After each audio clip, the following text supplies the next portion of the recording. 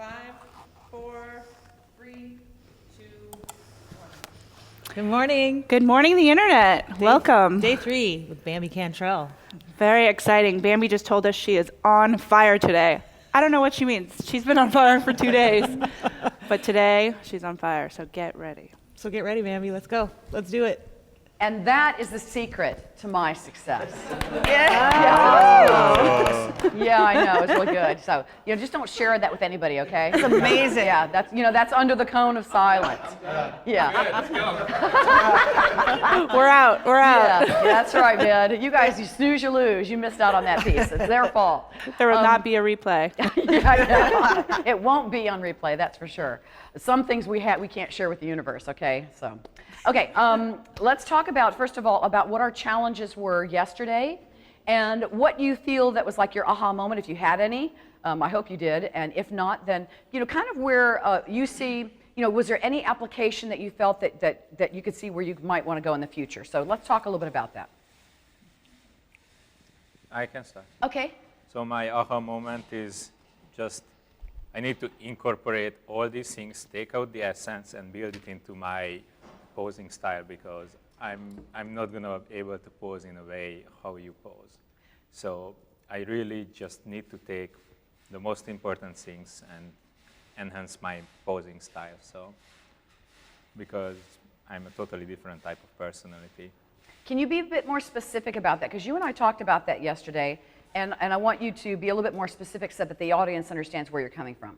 Yeah, when you call me on set and I try to be you, like try to copy that high energy, really engaging posing style, that's obviously not working for me, because I'm more like a calm guy who just laid back and has this big fat accent, which can be maybe my advantage or disadvantage. And I just really need to change it to my way and be me, instead of trying to copy a different type of technique, a different type of posing. That's exactly right. And I think that's really an important thing for all of us to think about. And that's why I try to teach you all concepts, not laws or rules, but concepts. Because a concept is something that it's like the foundation of something, and you can build your own home on top of that foundation. And so there are a few, the elements that I would want you to copy me on, or copy the concepts on, are the art of visual communication. I think that's an important concept for anyone to adopt, because it means that you can move much more swiftly. You can get your subject to understand what you want them to do right away. Creating an S curve, shifting that weight to the back leg, but finding a way for a non-photographer to understand that, in my opinion, is very important. So those are the kinds of concepts that I would want you to adopt. However, being the crazy, out of control woman who's like running around with a lampshade on her head, we're not all like that. Some people are very quiet about their approach. And I think that you can still adopt concepts like learning beautiful lighting and posing in relation to that light source without having to become some, strange, person from outer space, and be something that you're not. So I'm glad to hear that. That's good. Anyone else? I was Linda. going to say, yeah. Go ahead. Linda, do you have your mic? For me, along with everything that everyone else has learned, along like the posing and the lighting and all that stuff, hearing your story and where you came from, and how, like, I'm sure none of us can imagine you being scared when you started out and not being successful, but knowing that we all come from the same place, and when you almost ran away from that door, and just how important it is to take that step, even if you are scared, and putting yourself out there, because you're never going to know. And so that, I feel like I have a lot more courage to do that. Yeah. I tell you what, you just have no idea what goes on in another person's life and the insecurities that they have. I'm the middle child of 3 girls, and when your middle name is Jellyfingers, your whole childhood, you're the one kid who is always in trouble. I had a 2.0 GPA in high school. My older sister was a 4.0, and my younger sister was as well. I was always the one that they were calling at school, come get your daughter, she's doing something wrong. I was always in trouble and doing something wrong. And so when you grow up in that kind of an environment, and you come from an extremely poor family where you don't have the advantages that that sometimes money brings in education and so forth, those kinds of things aren't there, you have, it can be, if you allow it to be, it can be such a negative for you that it can ruin your entire life. My father was an alcoholic that left my mother when I was a young kid. When you have those kinds of really bad experiences, and you have that really, scary, dysfunctional lifestyle, those things can define you, or anything can be an excuse for failure. That's just really the bottom line, is that you can allow anything to become an excuse for failure, or you can use anything that happens to you as a tool for growth. And that's the way I feel about it, is that everything that happens in my life, any bad experience, I just think to myself, okay, so I did wrong, or I screwed up. Okay, what do I learn from it? Okay, what am I going to do now from this moment forward, to either redeem myself or to, to change or to alter my life in such a way that I make a positive out of a negative. And thank goodness I'm at least a very positive person inside. I've always been very positive. And so I really believe that fear is one of the most important qualities that holds us back, or that can hold us back, and that we have an opportunity to use fear. It's such a good thing for us. I mean, it's so good. I think it's such a powerful thing for us to use, because it can really spur you on to great success. We talked a little bit yesterday about, about the struggles that people have in starting their businesses, and I know many of you have day jobs right now. And for those of you that are joining us from the internet, if you have a day job, don't feel that that's a curse. Sometimes photographers that are working in this business at full time, they tend to not like the part-timers, because they say, well, they're the ones that are stealing our business. Well, actually, they're not the ones stealing your business. You're the one who is not working at your business effectively, in my personal opinion. And for those of you that are part-time, all of us start that way. That's the way I started. I was part-time. As I said, the first year I did it for free, because I really, really, really wanted to learn the craft of photography. But the thing that's great about those of you that have a day job, it means that you never have to start at the bottom of the food chain. You can create your beautiful promotional literature for your company. You can work on your craft and take classes from experts that know how to do what they do in a very highly effective way. And sometimes those classes are not inexpensive, which leads me to the fact that, do you guys realize that this 3-day course is $99 till, like, what is it, till 6 o'clock tonight? I mean, that's ridiculous. I charge over $2,000 for a 3-day class. And so it's really, really an incredible bargain. So it's a really good thing if you can do that. So the moral of the story, though, is that we all have to start somewhere. And for those of you that have your day jobs, be patient. Keep your life simple. If Mother was going to give you some advice, and I'm the oldest female photographer in the country, I'm sure, so Mother's going to give you some advice. Keep your life simple. Do not get in debt to become a photographer.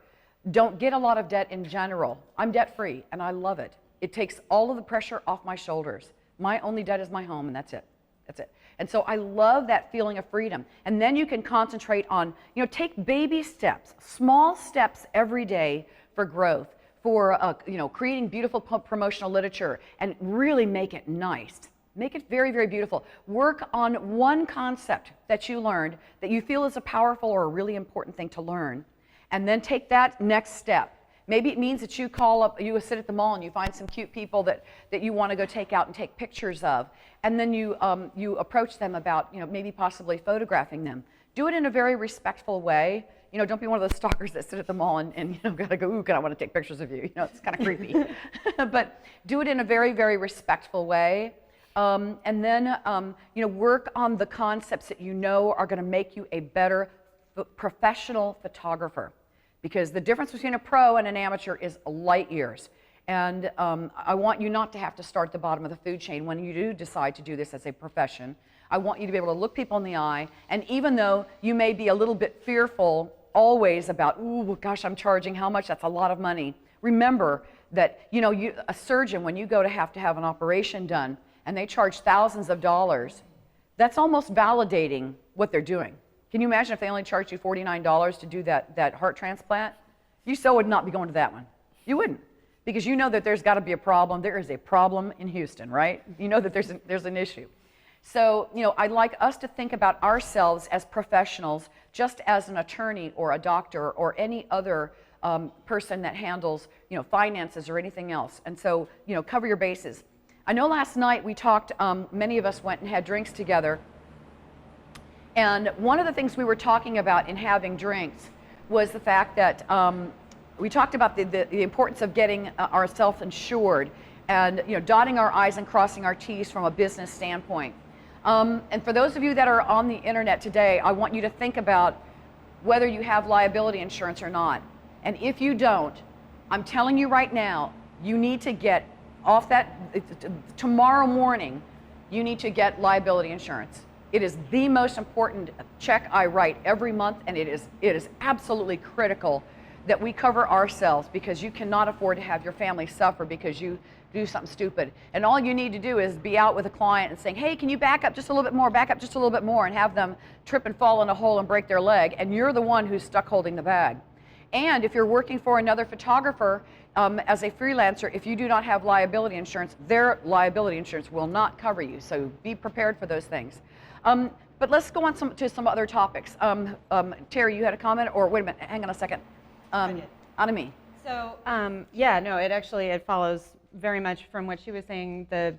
My sort of aha moment this weekend has really been about having patience in two ways, both with my career, which I work full-time outside of my work as a photographer, and it has thus far supported my business and allowed me to grow my business, but I do get that itch, and this weekend being so inspired, it's hard to not go back and quit my job, and but I have a family to take care of, and so to hear just be patient, you can make this happen is wonderful. And it also goes hand in hand really with your methodology that you've been teaching us with lighting and posing. When you're composing a shot, it can be, the pressure's on, the client is standing there waiting for you to take the picture, and there's a lot of pressure to just click, click, click. And so, a lot of what you've been teaching us about being efficient, not taking your time and making it painful for somebody, but really waiting until the shot is set up properly and then not having to take 1,000 pictures to get a couple of good ones, has been really helpful and given me better confidence in taking my time and making sure that I've got it the way I want it. Yep. And especially for those of you that are, I know that a number of you are, have children, and there's quite a juggling act that goes on when you have a full-time job and when you have children and you're trying to pursue your wonderful passion for photography. It is quite a challenge to be able to do all of those things, and I know firsthand how that is. Of course, I only had one child, and that's a much easier situation. But when my son got into junior high school, my husband and I made the decision to homeschool.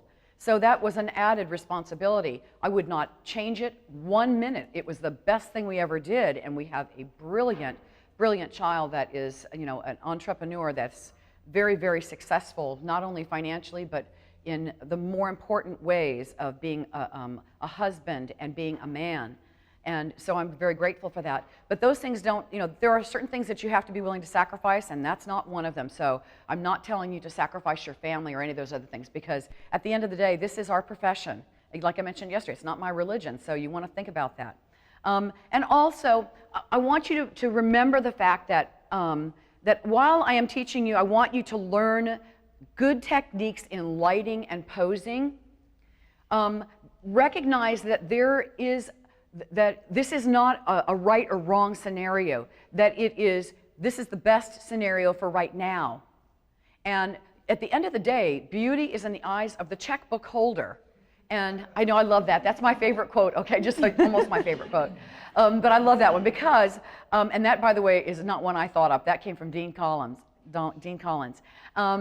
But it is true, because sometimes what we think is perfection is not perfection to the client. I can't tell you how many times I've taken a picture that I thought was like the unbelievable photograph of the universe, and it was perfectly composed and perfectly executed, and the client looked at it and went, oh yeah, that's nice, okay, and they moved on. And then they picked something that I almost took and threw away, because they went, oh, but that's my son's look, so at any rate, those kind of things are, you have to think about that beauty is in the eyes of the checkbook holder. And that at the end of the day, this is our profession, and that we want to make it one that works and that is financially profitable for us. And I really want you to be financially profitable. A couple of things regarding that I think are important for you to have. In my opinion, it's important to hire an operations officer, somebody to handle the finances, unless you're married to somebody who can handle that for you. My husband owns his own business and is very, very busy and very successful, so does not have time to handle my finances. So I have one person that is responsible for my finances. I don't even know how much money is in my checking account. I don't care. I just know that if it drops below a certain amount, that I get a phone call from her. Thank goodness I don't get it very often. And she says, Bambi, you need to get busy. And that's really a good place to be. I don't have to worry about paying my bills. They're paid on time. And she handles all of the numbers, because I don't like talking about numbers. I don't like that aspect. I'm an artist, and many of us that are photographers are artist mentality, and we don't want to talk about that, the M word. We don't like that. If you're not good at selling yourself, man, hire somebody to do it for you and pay them well. And if you do hire people to work for you, pay them well to do their job, and they won't leave you. Do you know the gentleman who hired me, I asked him, I worked for him for 5 years, and I asked for a $25 raise. Not a $25 an hour raise, a $25 raise per wedding. Now, what would you do if you had an employee that was really good, that had the only work that hung in the studio was their work, and they wanted just a $25 raise? Well, I'd raise my prices $25 to cover for it, right? Because at the end of the day, you lose them, you lose, and they had a track record, right? So he wouldn't do it, and his thought process was, well, I don't think anybody should make that much money to photograph an event. It was silly, just absolutely crazy. And so I left. And yet today, and I have to tell you, I have never had any desire to own my own business. And for all of you out there in TV land, let me tell you, I can be bought. I so can be bought. I can. I'll come to work for you in a heartbeat. You pay me enough money. I would so do that, because having to that stupid workman's compensation. Can I just tell you, that is seriously annoying. I hate it. And all of that, the taxes and the sales tax, having to collect sales tax, and all of those things that cause our businesses to be a real drag are no fun. So if you just pay somebody really well to do their job, then they're going to be happy to be with you. My senior photographer, Michael Van Auken, is absolutely brilliant with little kids, and has been one of the best investments I've ever made. And I pay him a very, very nice premium to do my sales for portraits for me, just so that I don't have to do that. I know how to sell, and I'm actually really good at selling, but I don't want to do that. I want to be the friendly person that they love, that is their family photographer. I don't want to be the bad guy who's like, here, this is going to cost you X amount of dollars to deliver this. So I prefer to delegate, and I really believe that's part of humility over ability, is learning to delegate. If you learn to delegate, then you're not trying to be everything to everybody, and I think that that's really important in knowing what your strengths are. I am not organized at all. If you came in my studio right now and you walked into my office, you'd see an explosion on my desk. It is absolutely chaos. But I know where every stick of paper is on my desk. I know where everything is. It's just messy. That's just the way I like my little nest, as I call it. So, but hire people to do all of the other things that you don't want to do, and then you're going to be, you'll be so much happier. And you might say, well, gosh, maybe I don't have money to do all of those things. And it's crazy. It's been my experience that we have money for what we want. Isn't that true? If we want something, we find a way. And isn't it silly how photographers will spend thousands of dollars on cameras, and then when they go to their first bridal fair, or they have somebody comes to them, they say, well, could I get some information about your company? They give them a little stupid piece of copy paper, or note paper like this. Here's a piece of paper, okay, and they give that to them as their, as to represent their company, as though that's going to make that person all woozy. Ooh, I'm going to really hire you now. You give me this little pink piece of copy paper with just your prices on it. So I say it's important to spend our money wisely. Spend it on things that represent you, that scream in your behalf. We want things that absolutely scream for us. Hello, I got to have that person. And that's exactly why those people like Gucci and Armani and Louis Vuitton and Dolce & Gabbana are all in business. If you look at the way that they market their business and such, it is absolutely brilliant, and it's absolutely perceived value. It is not a real, it's not tangible. As though, $800 for a canvas leather purse. I mean, come on. And it's got LVs on it. I'm sorry, but if your name is Laverne Vaughn, maybe that would be, maybe so. But I mean, come on, Louis Vuitton. Come on, what's the deal with that? And yet, many of us, you know, I own a Louis Vuitton. I love handbags, and I'm addicted to. I love designer labels. I love it. I think they're really very nice, and I love fashion anyway. So I don't mind paying for quality and for things that are a little bit nicer. And I wouldn't buy one of the fake ones. I wouldn't do that. I wouldn't do it for many reasons. But the moral of the story is that if we start looking at those kinds of companies and the way that they market, then we're going to be in a much better position we're going to see what they spend millions and millions of dollars trying to do is attract the same person that I want to attract. It's a really cool thing.